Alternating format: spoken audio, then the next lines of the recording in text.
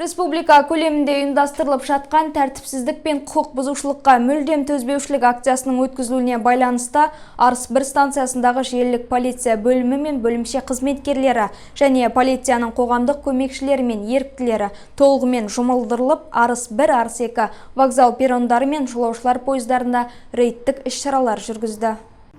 Темір жол көлігінде құқық бұзушылықтың алдын алу, оларды болдырмау және орын алатын келеңсіз жағдайларда, сонымен қатар темір жол объектілерінде төтенше жағдайлардың салдарын жою мақсатында ұйымдастырылған шара барысында тұрғындарға түсіндірме жұмыстары жүргізіліп, үнқағаздар таратылды. Аталған түсіндірме жұмыстары барысында тұрғындарға темір жол арқылы белгіленбеген жерден өтпеуі, темір жолға бөгде заттар қоймауы, сондай-ақ темір жол бойында ұялы телефон тыңдап, құлаққап тақпау жөнінде кеңінен тоқталды. Сонымен қатар шара аясында қаңтар оқиғасы кезіндегі қару-жарақ қоймалары мен дүкендерінен ұрланған, жоғалған қару-жарақ пен оқ-дәрілерді анықтап іздестіру іс-шарасы да қарастырылды. Жұмайым Абызбай, Сұңқар Бакиров, Арт ТВ жаңалықтары.